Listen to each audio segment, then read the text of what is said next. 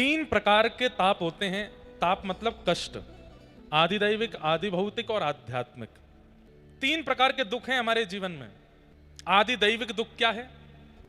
किसी के द्वारा आपको दुख दिया गया।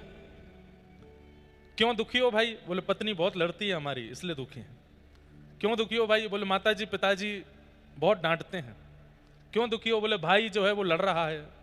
क्यों दुखी हो? बोले पड़ोसी हमारी सुनता नहीं है। आपके दुख का कारण क्या है? कोई और है, किसी और की वजह से आप दुखी हो। वो आदि दैविक ताप।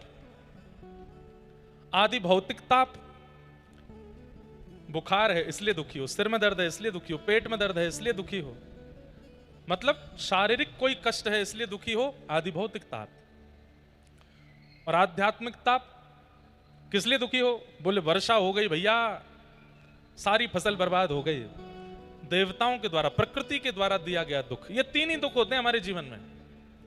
किसी व्यक्ति के द्वारा दिया गया दुख, स्वयं से प्रकट किया गया दुख, या फिर देवताओं के द्वारा दिया गया दुख। ये तीन ही दुख हैं जीवन में, चौथा दुख नहीं होता। लेकिन ठाकुर जी की शरणागति लेने वाले के ये तीनों दुख समाप्त हो जाते हैं। वो अत्यंत सुखी, अत्यंत आनंदित हो जाता है। आपके महाराष्ट्र के संत श्री एकनाथ जी महाराज, एकनाथ जी का नाम सुना है? उनका एक अभंग मुझे बहुत अच्छा लगता है। माझे माहिर पंढरी आहे भी वरे चातिरी। एक बात तो मैं अपने ऊपर मोहर लगाऊंगा, वृंदावन के वक्ताओं में शायद मैं ही हूं जो इतनी मराठी बोलता हूं।